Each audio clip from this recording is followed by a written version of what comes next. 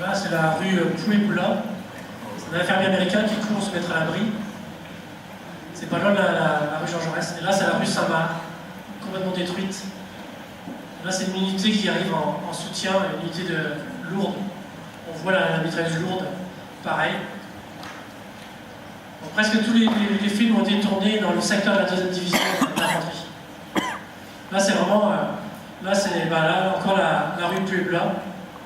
Et là, c'est la rue Jean Jaurès. Alors, le magasin qu'on vient de passer, la boutique, elle s'appelle Au Bon Coin. Comme quoi, ils n'ont rien inventé sur Internet. Donc ça, c'est un gars de la défense passive qui a... Encore là, on retourne à la rue Puebla, et là, c'est ce qu'on appelle les ingénieurs, des sapeurs qui nettoient, qui dégagent les voies. Là, vous voyez, les mecs qui portent des caisses. Là, c'est le ravitaillement pour les troupes en ligne. La logistique américaine, c'est très important. Pour un soldat qui se bat, il y a besoin de 7 derrière pour assurer. Là, on vient d'identifier, c'est la rue Ackerman. Et là, c'est une fameuse... c'est la scène qui a inspiré la scène du phonographe dans Le Soldat Ryan de Spielberg. Et pour la petite information, on a réussi à identifier cette rue parce qu'une personne nous a contacté en voyant la photo en disant les Américains, ils avaient piqué le phonographe de ma famille. Donc c'est que comme ça qu'on a réussi à identifier la rue, sinon on aurait pu chercher pendant longtemps. Donc n'hésitez pas à nous dire si les Américains nous ont piqué des choses, on pourra peut-être identifier d'autres rues comme ça. Peut-être pas retourner, mais identifier les coupables. Parce qu'on a identifié aussi les soldats américains sur cette, qui ne devraient pas être là, cette unité, c'est le 38e, ils devraient être de l'autre côté de la rue Jean Jaurès. Mais ils avaient besoin d'écouter de la musique. Là, c'est clairement pris après les combats, parce que c'est... Voilà, un peu de détente. L'immeuble existe encore, il n'a pas changé.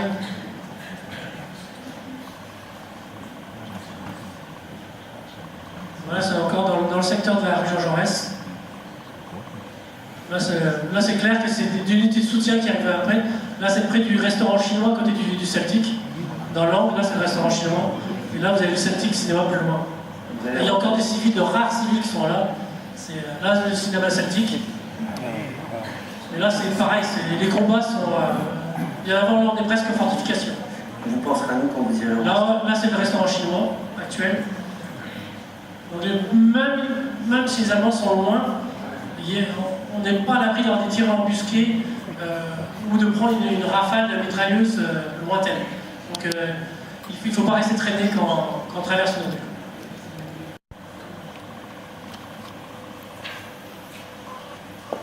C'est bon? Ah non. Il y en a encore. Là, ça c'est chez moi. Là, c'est à la périphérie de Brest, en fait, quand la logistique américaine aussi veut que les prisonniers de guerre allemands soient rendus des unités spécifiques qui les encadrent, qui les interrogent et qui les trient et qui les sortent vite de la zone de combat. Beaucoup de soldats allemands qui ont combattu à Brest finiront dans les champs de tabac en Virginie pour travailler aux États-Unis. Et pas à la périphérie de Brest, car ils pouvaient être victimes. Voilà. Les prisonniers de guerre allemands en général qui ont travaillé après à Brest n'ont jamais combattu à Brest, par peur qu'ils soient reconnus et qu'il y ait des représailles. Donc en général, c'est d'autres unités qui venaient.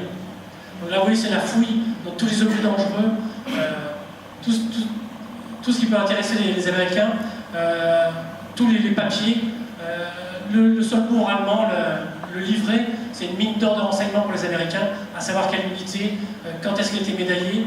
Alors, on ne peut pas mentir. Donc ils recherchent les criminels de guerre aussi. Là, c'est au niveau de Charles de Foucault, à côté du stade de... j'allais dire Stade de France, stade Francis Guyand. C'est la batterie du Côte. Et ouais, on a encore droit de rigoler. Et en fait, c'est le bataillon régimentaire du 38e qui s'est installé là. Là, on voit un officier qui a une carte où tout est décidé. Et après, les ordres sont envoyés aux unités. Et tout ce qui est décisionnaire, c'est loin derrière. Là, c'est un général, Van Fleet, c'est lui qui a libéré la presqu'île de Daoulas.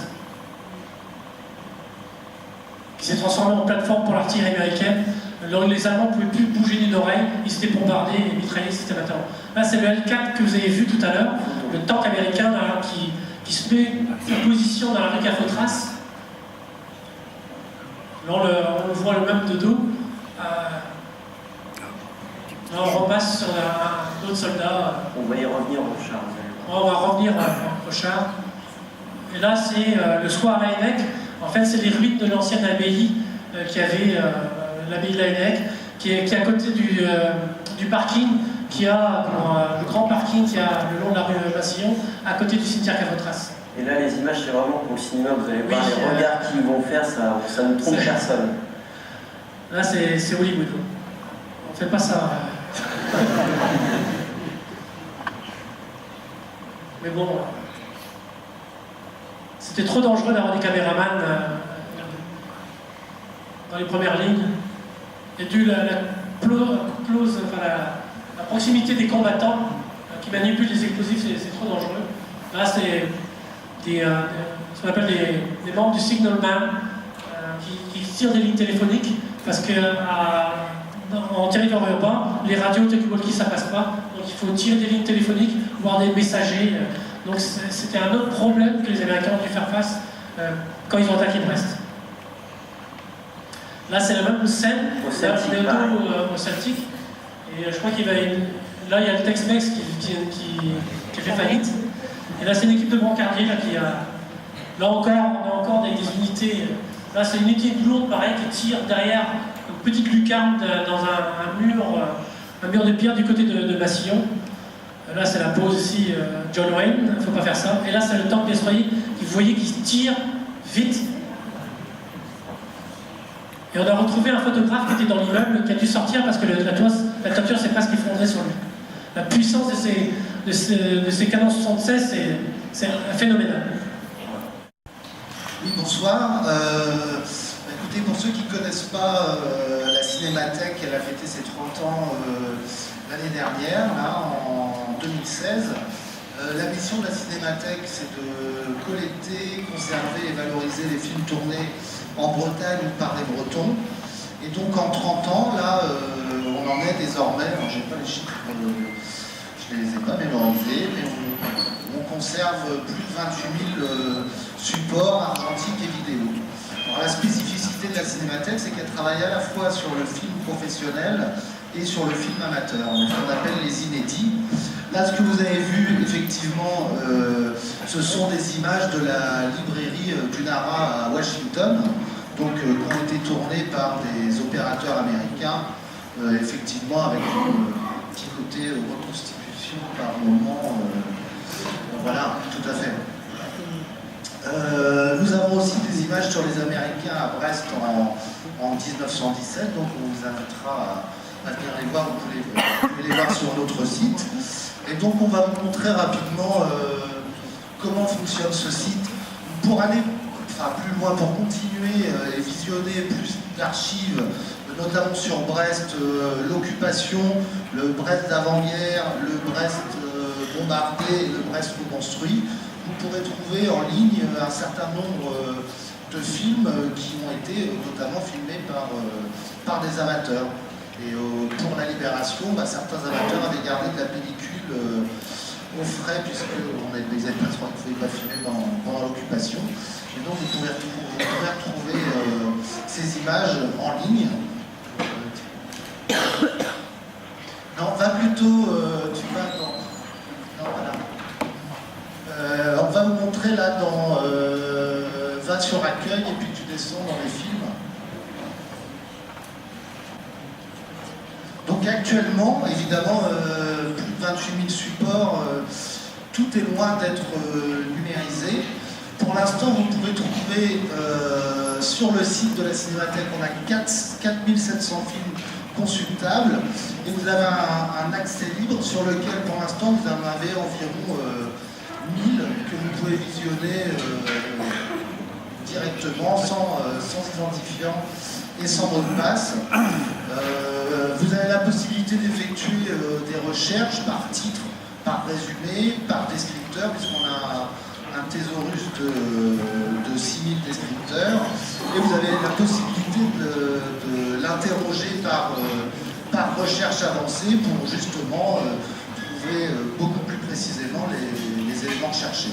Donc on vous invite bien évidemment à venir consulter ces images et à prendre contact avec nous si vous avez effectué des recherches historiques sur l'agriculture, les activités maritimes, sur les films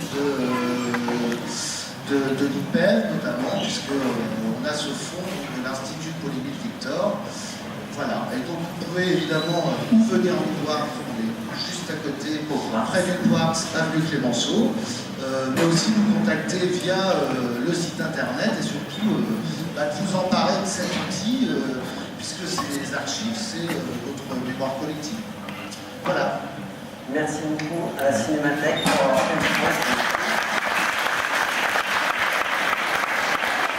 Pendant qu'il y a des questions, je vous montre juste un projet qui va avoir, c'est un musée qui va s'ouvrir sur la période.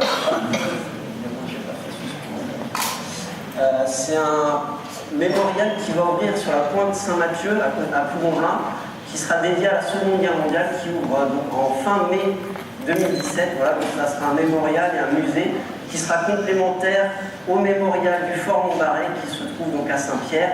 Et donc je vous invite à y aller franchement au Fort Montbarré et en mai et juin à partir de là au nouveau musée qui ouvrira. Est-ce que vous avez des questions? S'il n'y a pas, je sais que la première est toujours un peu difficile, mais alors si vous avez des questions qui vous viennent après, que vous voulez discuter, etc., sachez qu'on est trouvable sur internet, notamment sur Facebook, donc n'hésitez pas à nous contacter.